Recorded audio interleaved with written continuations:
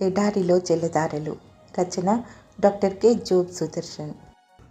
అపవిత్రుడు పాపశుద్ధి చేసుకున్న ఎడల అట్టి మనుషుడు సమాజంలో నుండి కొట్టివేయబడును. సంఖ్యాకాండం 19:20. ఎర్రపెయ్య ఎంతో విలక్షణమైనది. దేవునితో నడవడం అంటే బహు గంభీరమైన విషయం.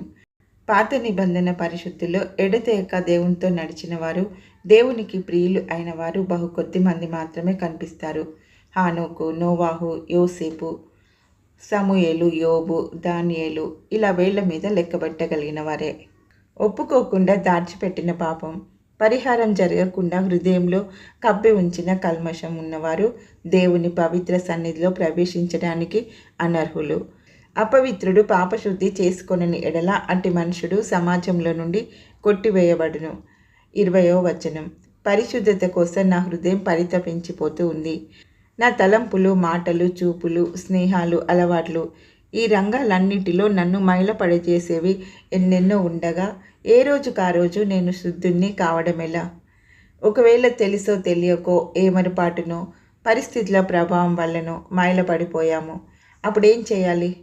అలాంటి వ్యక్తి కోసం వారి పాపాల కోసమైనా క్షమాబలి బూడిద కొంత పాత్రలో వేసి ఆ బూడిద మీద పారే నీళ్లు పోయాలి.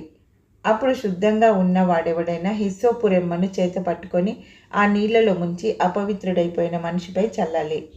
వాక్యంలో, ప్రార్థనలో ఎడతెగక ఉండే అనుభవం లోపించి ఏదో కల్మషం అంటించుకుంటాం.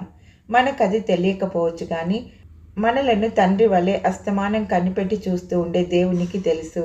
మన తప్పిదాన్ని ఆయన మన లెక్కలో చేర్చడు. ఎందుకంటే ఏనాడైతే మనం యేసుక్రీస్తుపై నమ్మకం ఉంచామో ఆనాడే ఆ తప్పిదాలన్నీ ఆయన లెక్కలో చేరిపోయాయి. అయితే మన తప్పిదం మనకు లోతుగా అర్థమయ్యేలా ఆత్మ ద్వారా ఆయన గద్దింపునిస్తాడు. మనం చేసిన పాపానికి మనకు శిక్ష లేదు గనుక దేవుడు మనల్ని మరింత కఠినంగా గద్దిస్తాడు. మనస్సాక్షిలో ఆ గద్దింపు నాటుకున్నప్పుడు ఎంతో ఆవేదన కలుగుతుంది. ఈ పరితాపం కొన్నాళ్ళు ఉండవచ్చు. మొదటగా దేవుడు తన తప్పిదాన్ని మనకు జ్ఞాప్తికి తెస్తాడు. ఆ తర్వాత అనురాగపూరితంగా తన వాక్యం ద్వారా యేసుక్రీస్తు మరణంలోని విలువను జ్ఞాపకం చేస్తాడు. ఆ మరణంలోని ఫలం మనకు అంటిన మైలను ఎప్పుడో తుడిచేసింది. పాపాన్ని జ్ఞాపకం చేసి పరితాపం కలిగించడం ఈ ప్రోక్షణ ఉద్దేశం. మనం నమ్ముకున్న ప్రభు మరణం ద్వారా మనం శుద్ధి అయ్యామన్న నిశ్చయితను వాక్యం మూలంగా మనలో కలిగించడం ఇదే.